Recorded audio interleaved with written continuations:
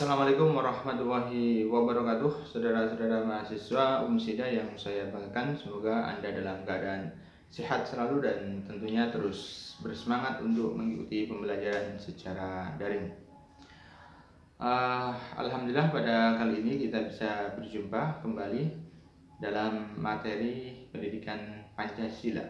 Nah, pada pembahasan kali ini saya akan mencoba menguraikan lebih lanjut tentang salah satu konsep wawasan kebangsaan yang telah ditetapkan oleh Muhammadiyah di dalam Muktamar Muhammadiyah pada tahun 2015 di Makassar, ya, tentang penguatan kembali negara Pancasila sebagai Darul Ahdi Wasyahadah.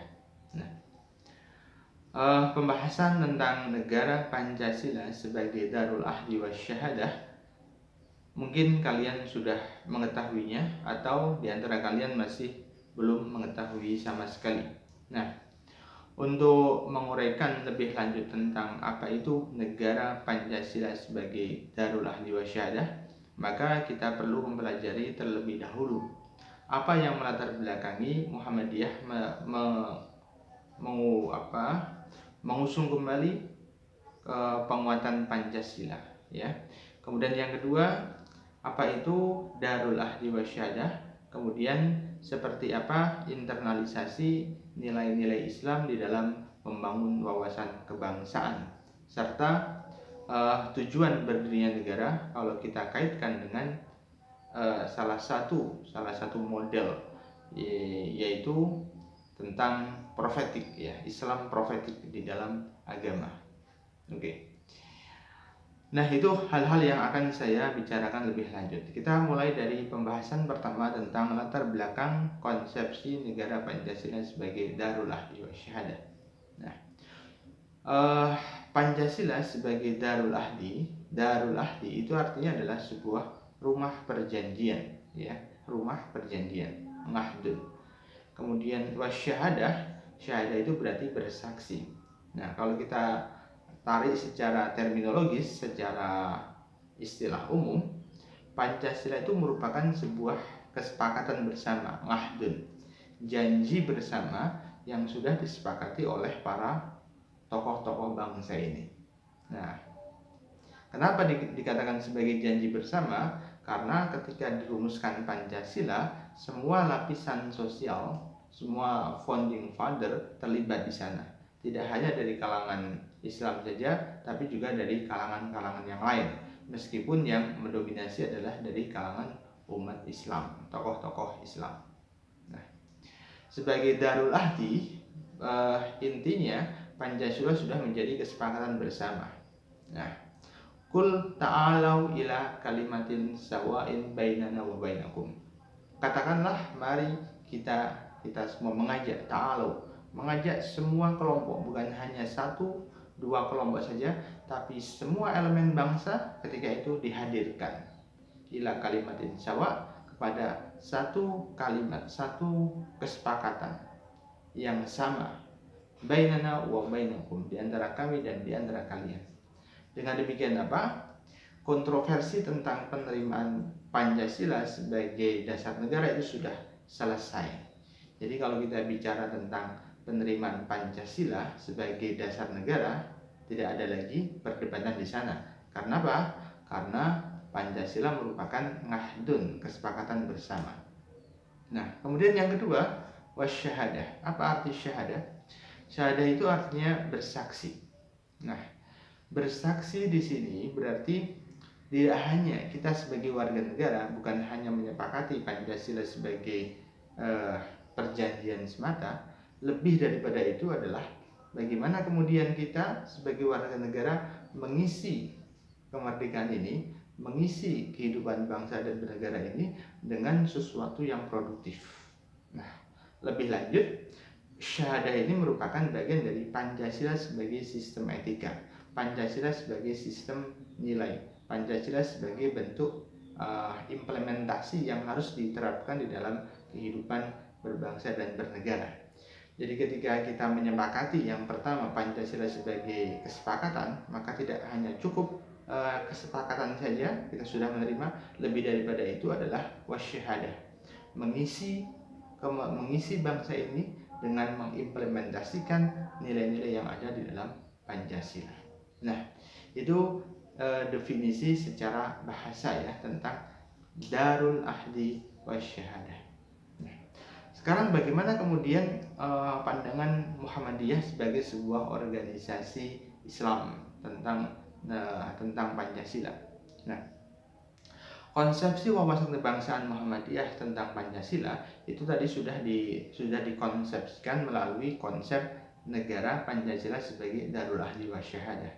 Nah, latar belakangnya tentu kita memahami bahwa di negara ini, di republik ini, ada beberapa kelompok-kelompok ataupun elemen yang ada di dalam bangsa tidak menerima kehadiran Pancasila sebagai dasar negara. Ketidakmenerimaan Pancasila sebagai dasar negara tentu akan berakibat pada disintegrasi atau perpecahan bangsa. Akan berakibat pada upaya-upaya untuk kemudian mengganti dasar negara dengan konsep-konsep yang diusung, yang diusung oleh sekelompok tertentu. Misalnya adalah konsep-konsep yang berhubungan dengan negara-negara Islam, begitu ya, atau khilafah Islamiyah. Dalam pandangan ini tentu ia tidak sejalan dengan konsepsi kebangsaan sebagaimana yang sudah dirumuskan dan disepakati bersama oleh para founding father tersebut. Nah, penerimaan Pancasila sebagai dasar negara seyogianya bisa memberikan penguatan terhadap satu, wawasan kebangsaan, penguatan terhadap Negara Kesatuan Republik Indonesia, penguatan terhadap Undang-Undang Dasar 1945. Nah, sebagai warga negara kita punya kontribusi untuk bagaimana menjalin nilai-nilai persatuan di dalam republik ini. Nah, kemudian yang kedua, negara Pancasila sebagai Darul Ahdi Wasyahadah juga memberikan jawaban terhadap berbagai macam dominasi, ya. Artinya di sini dominasi atau legitimasi sekelompok, mungkin pemerintah ataupun stakeholder, para pemangku kepentingan yang lain yang menjadikan Pancasila sebagai alat politik. Ya, kenapa demikian?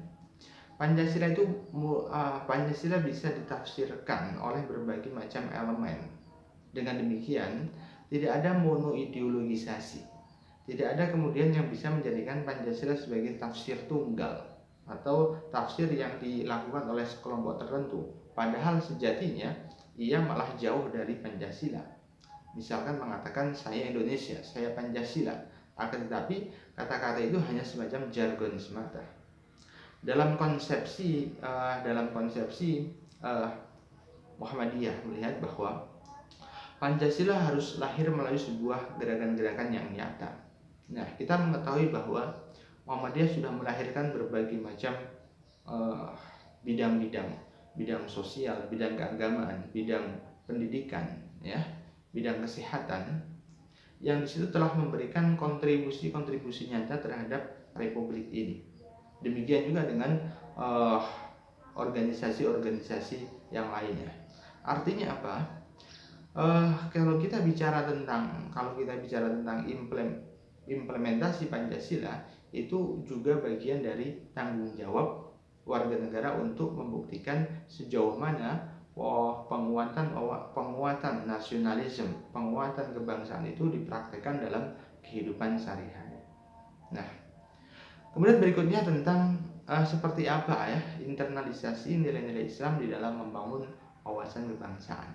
Nah, jadi kita bisa sebutkan bahwa Pancasila dengan agama itu sebenarnya sangat berkaitan, saling memberikan penguatan. Dengan demikian kita tidak bisa memisahkan antara agama dengan politik, misalnya seperti itu ya. Nah, kita bisa membaca beberapa ayat-ayat Al-Quran yang di situ sangat menekankan pendidikan kewarganegaraan di dalam kehidupan sehari-hari. Ada yang disebut sebagai fikih tasamuh, fikih toleransi. Fikih toleransi adalah wujud di dalam implementasi nilai-nilai Pancasila tadi. Ya, yang pertama ada konsep ta'awun, ada konsep hidup untuk bekerja sama, ta'awun. Wa ta'awanu 'alal birri wat taqwa. Ya, bekerja sama dan saling menguatkan begitu ya atas kebaikan dan ketakwaan.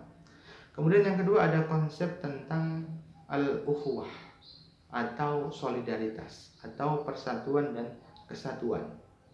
Ya, berarti kita perlu menciptakan rasa persaudaraan begitu ya. Al-ukhuwah Islamiyah, persaudaraan sebagai umat Islam, al-ukhuwah wataniyah, persaudaraan sebagai warga negara, dan al-ukhuwah basyariyah, persaudaraan sebagai sesama umat manusia. Kemudian yang ketiga, yang ketiga ada konsep at-ta'ayush bisilmi, hidup di dalam sebuah kedamaian. Kita menghendaki kehidupan ini jangan sampai dilanda konflik.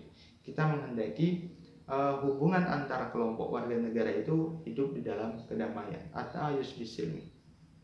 Kemudian berikutnya ada at-ta'aruf, hidup untuk saling mengenal satu sama lain ya, hidup untuk saling mengerti satu sama lain ya. Ta'aruf wa ta'aruf. Nah, hal-hal ini kita bisa membaca dalam beberapa ayat-ayat Al-Quran ya, terutama dalam surat Al-Hujurat itu disebutkan misalnya Inna khalaqnakum, sesungguhnya kami jadikan kalian min zakarin, dari laki-laki dan perempuan, min zakarin wa unsa, wa ja'alnakum syu'uban, dan kami jadikan kalian berbangsa-bangsa. Syu'uban menggunakan kata jamak yang berasal dari kata sya'bun, masyarakat. Artinya bangsa Indonesia adalah bangsa yang plural. Di sana ada berbagai macam kelompok masyarakat. Wa qabail, dan qabilah atau kelompok-kelompok dari, sama dengan menggunakan kata jamak juga. Apa fungsinya? Lita'arufu, untuk saling mengenal ya, untuk saling mengenal. Lita'arufu, untuk saling mengenal. Kemudian dalam surat yang lain misalnya disebutkan pentingnya kita untuk menghargai satu sama lain. Jangan kemudian menghina dan memberikan cap negatif. La yashar qaumun min qaumin, janganlah satu kelompok menghina kelompok yang lain. La yashar qaumun min qaumin asa ayyakuna khairan minhum. Ya. La yaghtab ba'dukum ba'dah, janganlah kalian menghibah, menggunjing ya sebagian di antara kalian dengan yang lainnya. Orang yang menggunjing itu diibaratkan seperti ayuhibbu ahadukum ayyakula lahma akhi. Ya, apakah kalian menghendaki atau menyukai memakan daging sesama saudara sendiri ya. Jadi itu pentingnya kita membangun internalisasi nilai-nilai Islam di dalam membangun wawasan kebangsaan. Dalam konsep negara Pancasila kita ditekankan agar betul-betul mengimplementasikan wawasan kebangsaan itu dalam kehidupan sehari-hari. Karena ajaran agama pun juga mengajarkan kita untuk bersatu ya, untuk mengenalkan nilai-nilai kemanusiaan. Nah, kemudian yang berikutnya kita akan bahas seperti apa model tujuan dari berdirinya negara. Nah, kalau kita membaca di dalam pembukaan Undang-Undang Dasar 45 pada alinea yang 4 disebutkan bahwa ya tujuan berdirinya negara adalah untuk menciptakan kesejahteraan umum, mencerdaskan kehidupan bangsa, dan seterusnya. Sama. Dalam konsepsi beragama, tujuan bernegara adalah untuk mewujudkan khaira ummatin, untuk mewujudkan sebaik-baik umat. Nah, sebaik-baik umat itu adalah semacam baldatun thayyibatun, sebuah negara yang penuh dengan ampunan. Baldatun thayyibatun wa rabbun ghafur, dan penuh dengan ampunan ilahi. Negara yang sejahtera dalam bahasa lain juga disebut sebagai Al-Madinah Al-Fadilah, kota yang memiliki keutamaan. Al-Madinah Al-Fadilah. Al-Madinah Al-Fadilah, baldah thayyibah, khaira ummah, adalah wujud di dalam negara-negara kebaikan, negara-negara yang dipenuhi dengan kehadiran ilahi ya. Kehadiran Tuhan akan berakibat pada nilai-nilai kemanusiaan tadi. Artinya apa? Ada semacam kesinambungan ketika ketika kita mengimplementasikan Pancasila pada sila yang pertama, ketuhanan yang Maha Esa, berarti di situ ada turunannya adalah nilai-nilai kemanusiaan, persatuan, kemufakatan, dan keadilan, seperti itu. Nah, itu yang diinginkan di dalam tujuan dari negara republik ini. Nah, saya akan kembali pada salah satu tokoh, ya, Kunto Wijoyo, salah seorang tokoh Muhammadiyah yang membicarakan, yang mencoba menafsirkan ayat tentang Islam profetik, ya, profetik. Profetik itu adalah kenabian, nabi, ya, profet. Tujuan nabi itu bukan hanya sekedar tabligh agama saja, akan tetapi nabi, profet nabi itu juga hadir untuk membebaskan manusia dari belenggu-belenggu kezaliman, belenggu-belenggu kejahatan, belenggu-belenggu ketertindasan, membebaskan mereka, orang-orang yang tertindas dari kaum penindas, Ustadz Afin, seperti itu. Nah, disebutkan ada 3 dimensi, ya. Pertama ada humanisasi, pembebasan. Kemudian yang kedua ada liberasi, dan yang ketiga ada transendensi. Ketiga ini adalah model wujud Islam profetik, ya. Islam profetik bukan hanya bicara tentang syiar agama saja, akan tetapi Islam yang juga membawa keberkahan, membawa pembebasan. Itu yang diinginkan di dalam konsep beragama. Nah, kembali pada konsepsi negara Pancasila sebagai Darul Ahli Wasyadah. Jadi kita bisa menyimpulkan bahwa negara Pancasila sebagai Darul Ahli Wasyadah merupakan bentuk, ya, kesadaran kita sebagai warga negara agar kita benar-benar memiliki cara pandang yang sama terhadap Pancasila sebagai sebuah kesepakatan bersama, ya.